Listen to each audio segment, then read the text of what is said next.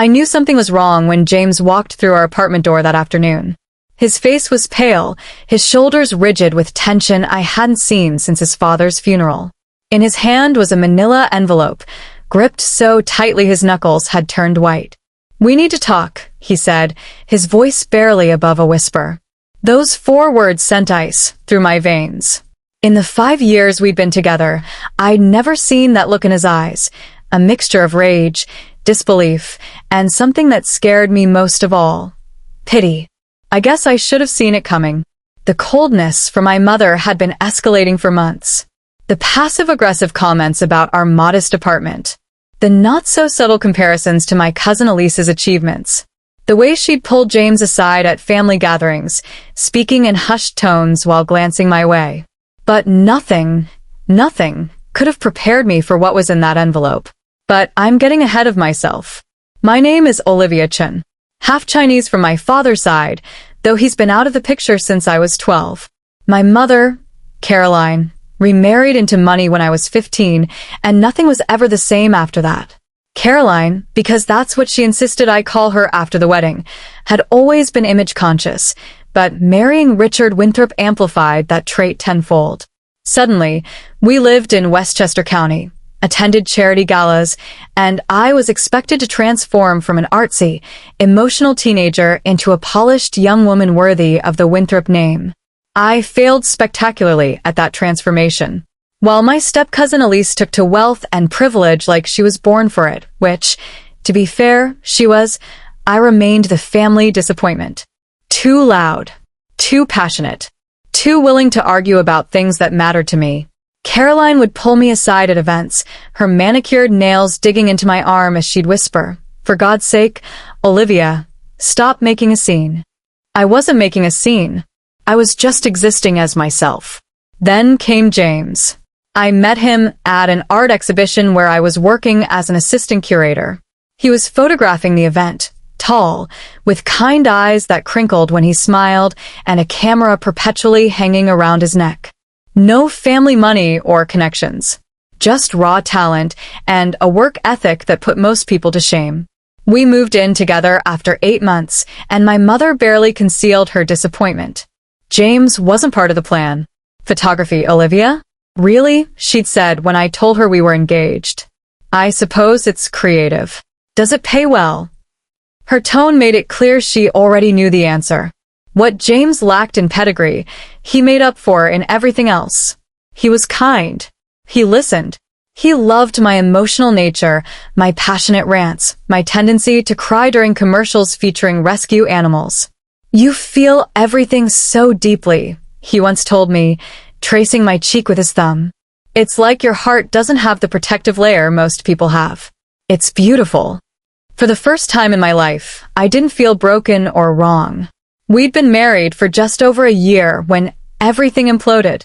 That afternoon, as James set the envelope on our coffee table, my stomach lurched. "What is it?" I asked, though some part of me already knew it involved my mother. James sat beside me on our worn sofa, running a hand through his dark hair. "Your mother asked me to meet her for lunch today. Said she wanted to discuss a potential business opportunity." I raised an eyebrow. Caroline had never shown interest in James's career before. "What kind of opportunity?" He laughed, but it was hollow. "That's what I wondered too. I almost didn't go, but I thought." He shook his head. "I thought maybe she was finally trying to accept me. Accept us." The hope in his voice broke my heart a little. Despite everything, James had always tried with my mother, bringing her favorite flowers when we visited, asking about her charity work, complimenting her home. I'd long ago stopped expecting her approval, but James still believed people could change. "She had a contract drawn up," he continued, gesturing to the envelope. "Actual legal paperwork." She slid it across the table after we ordered drinks, like it was the most normal thing in the world. My hands trembled as I opened the envelope. Inside was a document with official letterhead from my stepfather's law firm.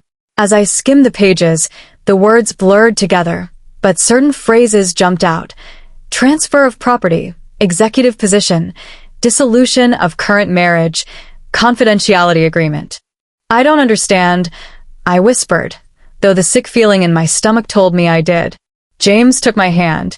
She's offering me the beach house in Newport and a position at Winthrop Media running their new photography department. His voice was flat. All I have to do is leave you, and he paused, swallowing hard. And what? And start dating Elise instead. The room spun. Elise. My perfect step-cousin. Caroline's brother's daughter. The golden child who'd never put a foot wrong. Who had the right credentials from the right schools and laughed at all the right moments at family gatherings. Who'd been divorced for 6 months from her investment banker husband in a scandal my mother had worked tirelessly to keep out of the society pages. She said it would be a better match, James continued, his voice tight with anger. That Elise is more stable. That you're too emotional to ever truly be happy or successful. He looked at me then, his eyes fierce. She said I deserve better than spending my life managing your feelings. A laugh bubbled up from somewhere deep inside me, harsh and wounded. Managing my feelings? Is that what she thinks you do? She says Elise has always admired my work. James looked physically ill. Apparently, they've been discussing this arrangement for weeks. Elise is on board with the plan. I stood up, unable to sit still as rage coursed through me. So my mother and my cousin have been plotting to steal my husband. And they thought you'd agree to this? What kind of person do they think you are? James's expression softened slightly. The kind who'd choose money and opportunity over love, I guess. He stood too, taking my hands in his. Liv, I would never. I know, I interrupted, squeezing his hands. And I did know. Whatever doubts plagued our marriage, money stress, my family issues, his long hours building his portfolio, James's loyalty had never been one of them. I released his hands to pick up the contract again, skimming the cold, formal language that laid out the price of my betrayal in precise legal terms. The beach house I'd loved as a teenager, the one place in the Winthrop Empire where I'd felt at peace, watching sunsets from the wraparound porch. A 6-figure position for James, who'd been hustling for photography gigs since college. All wrapped up neatly with NDAs and stipulations about amicable public appearances. There's more, James said quietly. On the last page. I flipped to it and froze. Additional clauses stated that if James accepted the offer, I would be removed from the Winthrop Family Trust and asked to limit contact with family members to prevent discomfort at social gatherings. They weren't just trying to take my husband. They were erasing me entirely. The pain was physical, a weight pressing on my chest until I could barely breathe. I'd always known my mother found me disappointing, but this level of calculated cruelty was beyond anything I'd imagined. What did you say to her? I managed to ask. James's jaw tightened. I listened to her whole pitch. Didn't interrupt once. When she finished, she had this smug little smile, like she'd just closed the deal of a lifetime. He paused. Asked her if she'd shown this contract to you. She looked shocked that I'd even suggest such a thing. Said it would be kinder if you just thought I'd left on my own. Kinder. I repeated, the word bitter on my tongue. I told her I'd think about it. James continued, and my heart stuttered for a moment before he added, because I wanted to bring it straight to you. I wanted evidence of what she tried to do. I sank back onto the couch, document clutched in my shaking hands. She really hates me that much. James sat beside me, wrapping an arm around my shoulders. She doesn't hate you. She just doesn't understand you. And people fear what they don't understand. Don't make excuses for her. I snapped, then immediately regretted it. I'm sorry. This isn't your fault. It's no one's fault except Caroline's. And Elise's, he added, his voice hardening at my cousin's name. Elise texted me right after the lunch. Said she was looking forward to exploring our connection, and attached a photo of the Newport house at sunset. I made a strangled noise somewhere between a laugh and a sob. God, the audacity. Did she think you'd just what? Come home, pack a bag, and tell me sorry, babe. Got a better offer? I think they both believe everyone has a price. James shook his head. They can't imagine someone choosing love over money and status. I leaned into him, drawing strength from his solid presence. What are we going to do? He was quiet for a moment. That depends on what you want, Liv. If you want to confront them, I'm with you. If you want to ignore it and keep going to awkward family dinners, I can do that too. Or we can walk away from all of it. All of it. Your mother, Elise, the Winthrops. The trust fund you barely touch anyway. The family gatherings that always leave you drained. All of it. The idea was both terrifying and exhilarating. I'd spent my entire adult life trying to balance my authentic self with the version of me Caroline demanded. Always falling short, always apologizing for who I was. I need to see her, I said suddenly. I need to look her in the eye when she explains this. James nodded. I figured you might. I'll go with you. No, I said, surprising myself with my firmness. I need to do this part alone. He frowned. Are you sure? After what she tried to pull. I'm sure. I stood up, a strange calm settling over me. This started long before you came into my life, James. It's between me and her. I called Caroline from the car, keeping my voice steady as I asked if I could stop by to discuss something important. She sounded pleased, probably assuming I was finally coming to ask for financial help. James and I had been saving for a deposit on a small house, stretching our budget thin. Caroline had made it clear numerous times that assistance was available if we'd be realistic about our situation. Code for me leaving the struggling art gallery where I worked and accepting a position at one of Richard's companies. The drive to Westchester felt surreal. I'd made this journey hundreds of times, but never with such clarity of purpose. The contract sat on the passenger seat beside me, a physical manifestation of my mother's betrayal. The Winthrop estate looked the same as always, manicured lawns, imposing columns, everything pristine and perfect. I used to find it intimidating. Now it just seemed hollow. Caroline greeted me in the foyer with their kisses, dressed impeccably in cream linen despite being at home on a Tuesday afternoon. Olivia, darling. What a nice surprise. Richard's in the city until tomorrow, I'm afraid. That's fine, I said. It's you I need to talk to. Something in my tone must have alerted her, because she gave me a sharp look before leading me to the sunroom, overlooking the gardens. "Dea." Or something stronger, she offered, her voice light but her eyes watchful. "Nothing, thanks." I sat on one of the pristine white sofas, then placed the contract on the glass coffee table between us. "I think we should discuss this instead." All color drained from Caroline's face. For a moment, she looked genuinely shocked. Then her features rearranged themselves into a familiar mask of control. "I see James couldn't keep this between us as agreed," she said, her voice clipped. "James and I don't keep secrets from each other. That's how healthy marriages work." Caroline's laugh was brittle.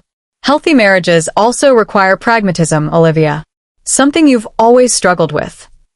"Pragmatism," I repeated. "Is that what we're calling this? Trying to bribe my husband to leave me for my cousin? Don't be dramatic."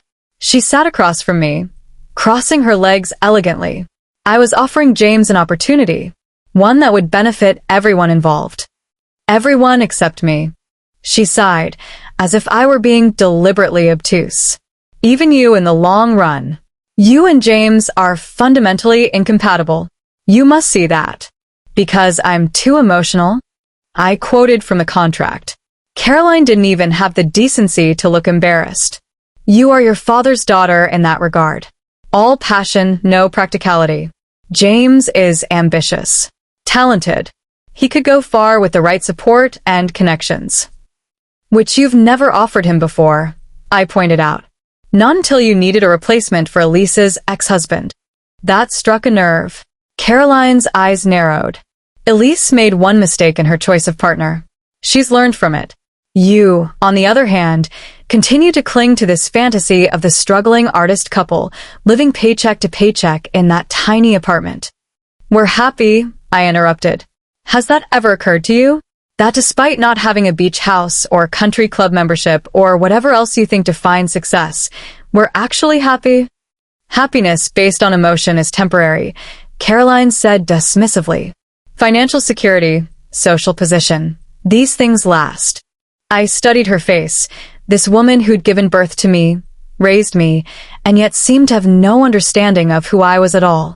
"Did you ever love Dad?" I asked suddenly. Or was he just not pragmatic enough for you? Her expression hardened.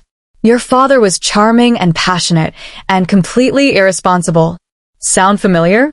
He left us with nothing, Olivia. Nothing. I had to rebuild our lives from scratch. By marrying Richard. Yes, by marrying Richard. She stood up, her composure finally cracking. I did what I had to do to give you a secure future. And how do you repay me? By throwing it all away on a marriage that's doomed to fail just like mine did. The raw emotion in her voice stunned me.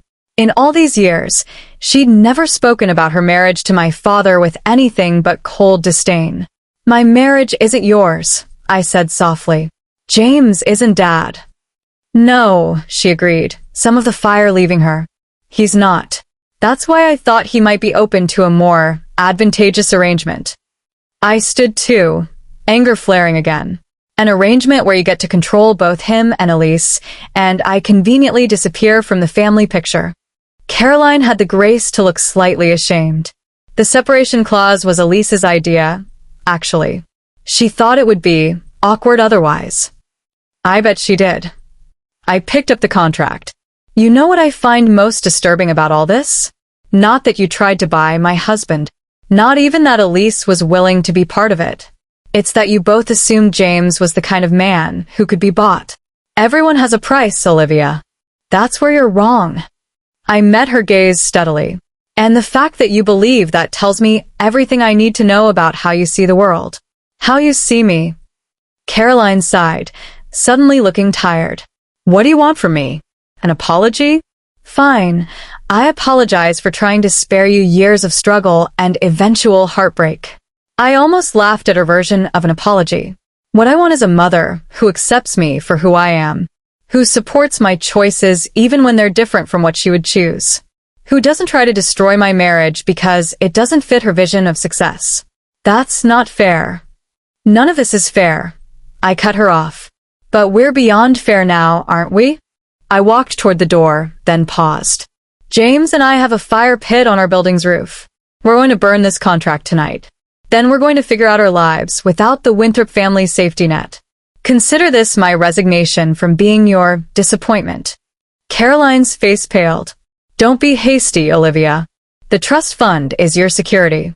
It's my chain, I said simply. And I'm breaking it. As I drove away from the estate, tears finally came, not for what I was losing, but for what I'd never had, a mother who truly saw and accepted me, who didn't measure love in terms of achievements and appearances.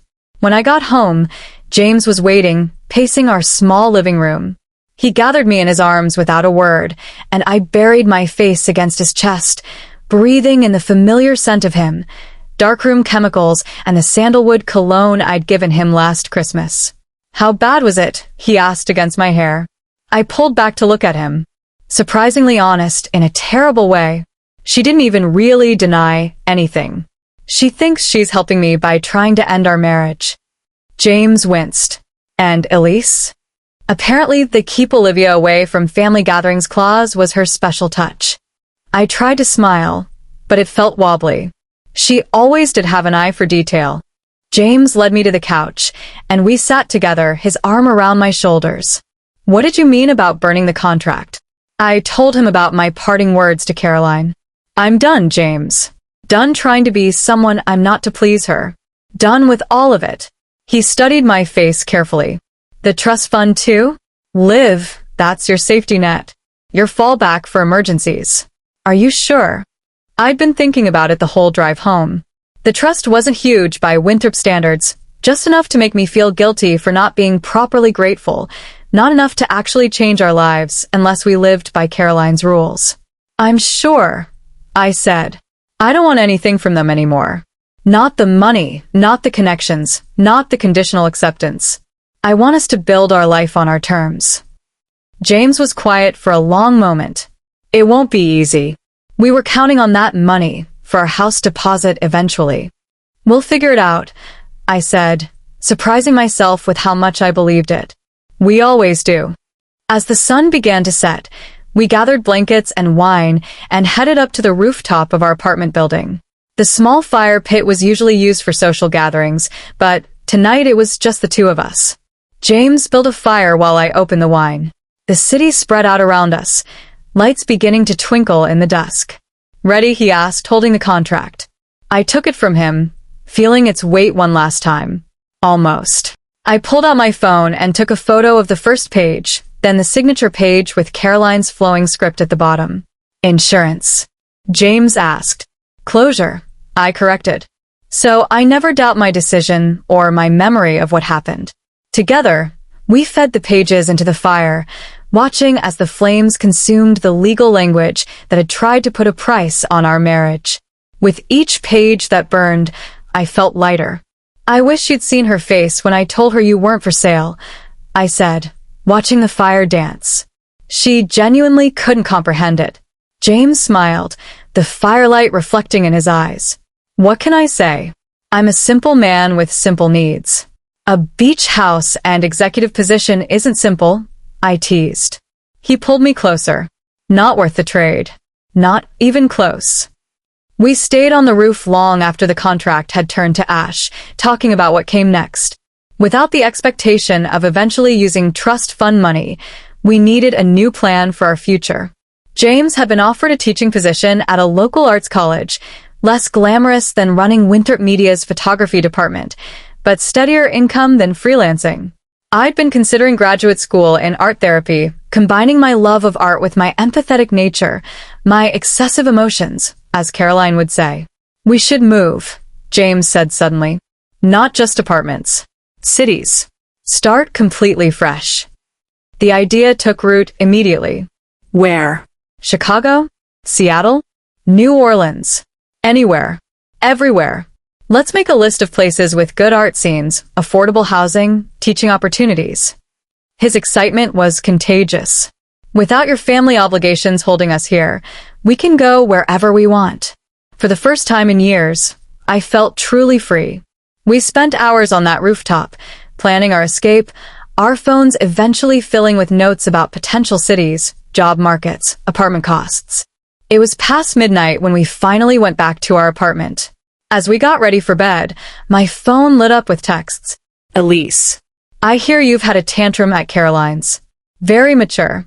FYI, the Newport House offer still stands for James if he comes to his senses.